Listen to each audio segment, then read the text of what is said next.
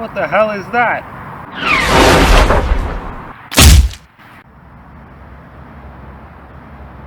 What the fuck? Hello ladies and gentlemen, my name's Oliver. I've played almost every notable video game series ever made, but the one I know next to nothing about is Devil May Cry. Usually when you hear the name Devil May Cry, you think to yourself, is that the band I used to listen to when I was 11? But no, you'd actually be mistaken for the third-person hack-and-slash series by Capcom. In this video I'm going to be looking back at where it all began, the game that, in a way, revolutionized the hack-and-slash genre. Now I'm no stranger to hack-and-slashes, so any challenge Devil May Cry throws at me I should be able to handle. Well, that would be the case if I was just finishing it, but because I have no life, and because I'm fucking crazy, I'm gonna 100% it. This could rather be a great time, or it could be one of the worst things I've ever done. If you look at this game from a visual standpoint, you can see why people fondly remember it. The entire game takes place inside a castle after a mysterious woman named Trish tasks Dante with slaying the evil demon emperor Mundus, who was responsible for the many deaths in Dante's family. Whoa, slow down, babe. Don't you think you should be a little bit more upset about that? I mean, come on lady, there's a door!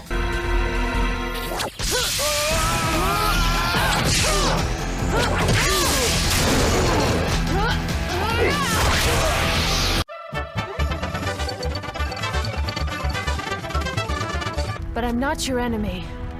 My name is Trish. I came here to seek your help, to put an end to the Underworld. Oh yeah, sure, I'll just put it on my shopping list right next to Get Eggs and End World Hunger. Okay, listen, in terms of story... Even as a child I had powers. There's demonic blood in me. Yeah, it's fucking horrible. But the story isn't present enough throughout the game to get in the way of your enjoyment, and let's be honest, if you're playing Devil May Cry for the story, then you've got something wrong with your brain.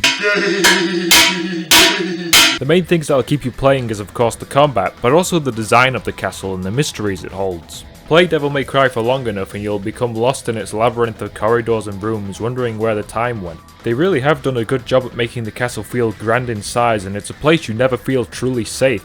The ambient sounds of screams and echoing hallways gives the game such a haunting atmosphere that a lot of games struggle to create. Each area feels fairly distinct from one another, and they all have their own set of hidden items and secrets. Devil May Cry keeps you on edge at all times and is bizarre enough to where you can't predict what's around the next corner, and it adds a level of intrigue that you want in these type of games. Also, I don't think I need to tell you how great this game looks for a PS2 game. Graphically, it's one of the best on the console, but its design is where it really shines. The real star of the game though is obviously the monsters. Ghouls, ghosts, demons, giant spiders, my ex-wife... Wait, no, leave that last part out. It wouldn't be a haunted castle without them, and there is an amazing amount of variety here. Each one seems to get more terrifying and messed up than the last, and this also goes for the bosses. All of them are accompanied with their own distinct sound design, and I must say the sound design is amazing. The one thing I'm going to remember the most from Devil May Cry is definitely the music. I swear to God that Siren music is going to play in my head whenever something bad happens from now on.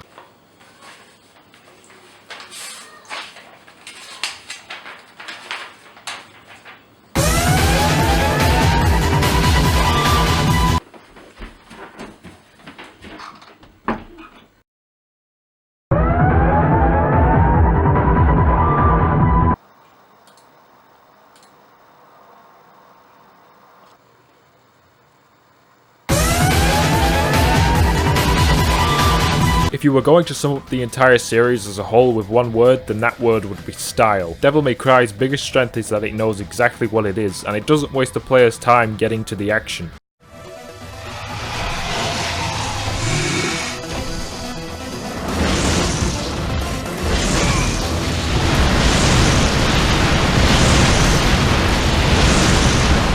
At the end of the day, your game might look fantastic, but it might not have the gameplay to go along with it.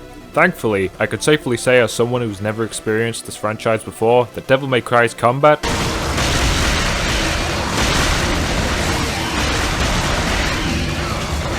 well, it's awesome. For 90% of the game, you'll be tearing through whatever the Underworld throws at you, and it never stops being satisfying. Instead of something like God of War, where the combat is more based around dealing damage in a large area, Devil May Cry is more single enemy focused with an emphasis on dodging and reading attacks. However, facing off against a single enemy tends to be a pushover and easy to get around. This is why Devil May Cry's combat works so well. You'll have to fight multiple enemies at once while only really being able to focus on one or two. This makes it so you have to decide which enemy is the biggest threat and when you can attack them without being mauled by the surrounding enemies. It's a formula that never gets old thanks to the vast amount of different monsters you can encounter and their various movesets. Learning your enemy is the key to survival in Devil May Cry. This isn't a game where you can just button mash. Oh no, the developers were much smarter than that. Especially with the bosses, waiting for your time to strike and knowing how many hits to dish out before retreating is something you will have to practice. It's not like you're stuck with one attack either. Timing the attack button at different intervals makes you do different combos, which is also something you have to get used to. There's other cool tricks too, such as if an enemy is wielding a weapon, a lot of the time you can parry them by attacking at the same time, but of course, there's a lot of risk involved in that.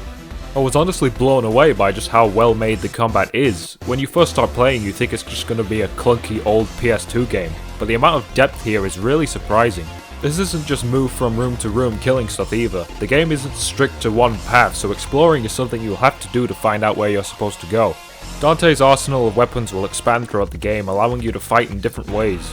The two main weapons you'll be swapping between are Alistair and Ifrit, with Alistair being a giant fast swinging lightning blade and Ifrit turning Dante into a fiery kung fu god. There is no definitive better weapon with these two. Some enemies will just shrug off Alistair and it's up to you to figure out what weapons work best. It's something that has been lost to time, as nowadays games will just tell you what enemies do and what they're weak to, which is kinda sad because it's part of what makes Devil May Cry so engaging. Along with Dante's melee weapons, he'll also have a couple of ranged weapons to choose from, and much like the melee weapons, it's best to figure out which to use in certain situations. Maybe you like the speed of Ebony and Ivory, Dante's signature pistols, but maybe it doesn't pack the punch you need, so you swap to the sawn-off shotgun. And if that ain't strong enough, then pull out the fucking grenade launcher and... Ammo isn't something you have to worry about either. You could just keep firing for as long as you want, which is never really explained, but fuck it, he's half demon and I'm fighting a giant lava spider. I think there are more important things to worry about. Also, it does add to the whole feeling like a badass aspect. Speaking of being a badass, Dante also has one other ability that is crucial to winning fights, and that is the Devil Trigger. Attacking enemies will build up the runes at the top left of the screen, and when 3 runes are filled, pressing L1 will activate Devil Trigger. This is what Dante uses to access his demon powers. This makes your attacks hit harder, and it allows you to access a whole new moveset. Devil Trigger should be used only when you know you should go all out, or else you're going to waste it. Experts of this game will know that this is really what the ranged weapons are for. They're not high in damage, but they're good at building your devil gauge, and there's no shame in hanging back and shooting in certain situations.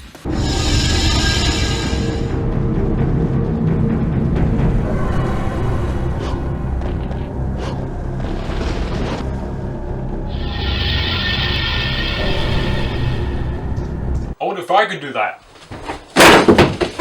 The progression system in Devil May Cry is handled pretty well and is also something you have to think about. This is back in the days where not every game had an upgrade system, so games like this always tended to implement them well. Upgrades in Devil May Cry are associated with orbs. Different coloured orbs help Dante in different ways. They also kind of look like the Behelit from Berserk.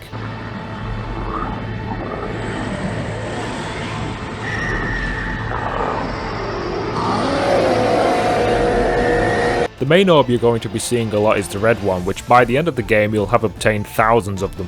Red orbs are used to buy items and different moves from the game's shop, and they are obtained by finding them lying around, killing enemies and completing missions. Upgrades are not cheap either, so it's best to prioritize what you want, because towards the end you're going to want these upgrades as they're the most useful things in the game. By the time I was done with the game, there wasn't a single upgrade I didn't use, which shows you that the progression system wasn't just an afterthought, but an important part of the game, something games nowadays don't understand. The items that you buy are the different coloured orbs and the one-time use items that you can use even while in combat. This includes things such as becoming invulnerable for a short period of time, which you'd think would be overpowered, but due to their cost and the limited amount you can hold, they're not as useful as they appear. Balancing red orbs is important in mastering Devil May Cry, as they're what will make you stronger in the long run. Blue orbs will upgrade Dante's maximum health. A limited amount can be bought from the store, but most of them will be found hidden throughout the game. Yellow orbs will allow you to restart right outside the room you died in. Yes, this means continues are not free in this game. If you die without a yellow orb, you'll have to do the whole level again. It's an interesting system that punishes you for death without taking away anything crucial, and it works well. Finally, the purple orbs, which adds a rune to your devil gauge, increasing the amount of time you can be in the devil trigger state. These are also bought from the store. It's a surprisingly well balanced system which encourages the player to kill tougher enemies and strive to get better rankings on missions to get more red orbs. It's not super complex, but it works well for what it is. My only complaints with Devil May Cry would be these underwater sections. There aren't many in the game, but they're quite disorientating and just slow down the game's pacing. Also, Jesus, the camera. It works very much like the Resident Evil camera, which is fixed to a location and swaps whenever the player walks to a different part of the area. In a game where you have to do a lot of dodging, having your perspective change within a split second can kill you, and it's the only part of the game I would consider bullshit.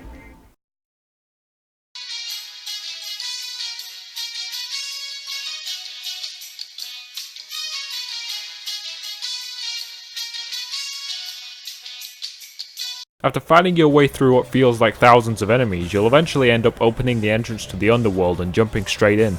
This is where you'll fight Nightmare for the third time in a row, and just when you're about to kill it, Trish betrays you. Oh my god, who could have seen that coming? Dante kills Nightmare anyway, and just as Trish is about to die, he saves her. Dante, why did you save my life?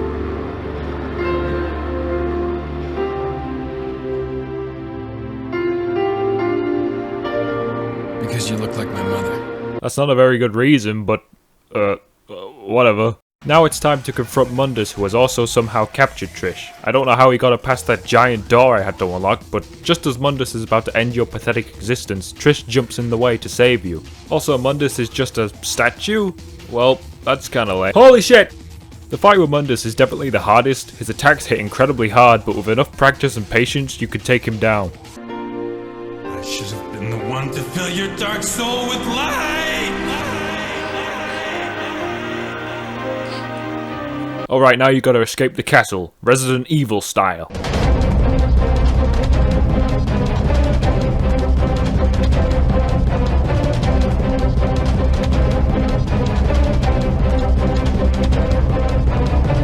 Oh no, not again! Oh, never mind. It looks like we have a winner. Jackpot.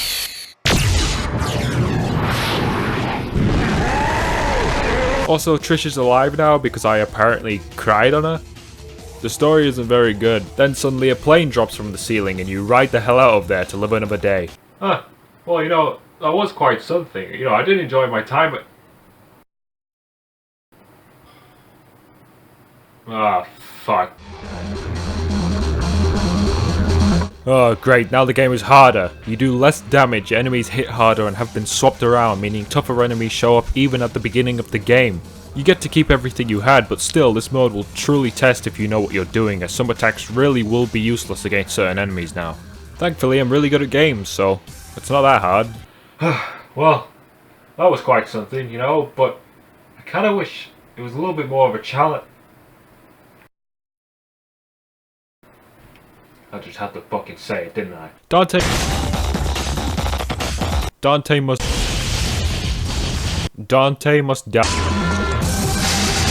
Dante Must Die mode doesn't give a shit about you. Not only do enemies hit harder and you do less damage, but also... They have a devil trigger now? Oh... It's gonna be one of those playthroughs. Every area has now been turned into your own personal hell. Every strategy you had from the previous playthroughs gets thrown out the window, especially with the bosses. Oh my god, they're horrible. They kill in about 3 hits with a fully upgraded health bar, and their health bar is so big, fights can last several minutes. This means pure concentration, and if you slip up, you're harshly punished for it. I think the fight that sums it up the best would be the Nello Angelo 3 fight. Just look at this shit.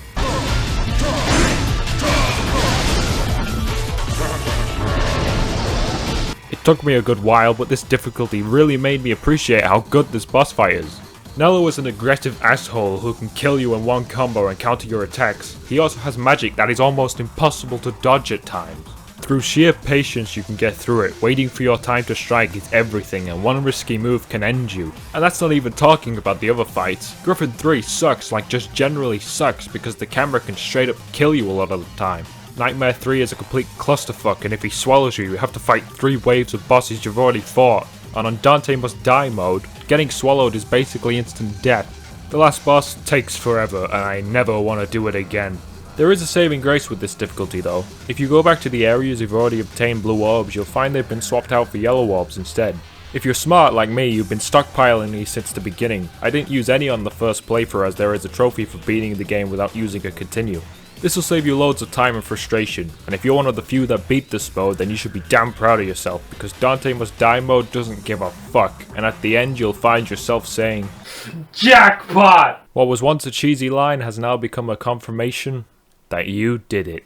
So what do you get for completing Devil May Cry? Well, other than a doctor's appointment for very high blood pressure and the satisfaction of beating a game that is 18 years old, you get a few things.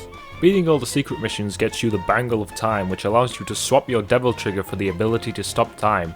It's useful in some situations, but most bosses aren't affected by it. For beating the game on hard mode, you'll get the legendary Dark Knight Sparda costume, which allows you to play as him. It's not a drastic change to the gameplay, but he does come with his own set of weapons, which is cool. For beating Dante Must Die mode, you'll get Super Dante, who has unlimited Devil Trigger, allowing you to take out your anger by murdering everything all over again. The only part of completion that I have a problem with are the enemy files, which give you descriptions on the enemies you've defeated. The only problem with this is that in order to unlock each paragraph, you have to do a specific challenge with that enemy, and the game gives you no hint to what it is. Expect yourself to be doing a lot of waiting around for the enemy to do one specific move you need it to do. What was once a game I knew nothing about is now a game I have a lot of respect for. It's very well designed and a lot of fun. The game looks and plays great, so now I can understand why everyone refers to it as an all-time classic.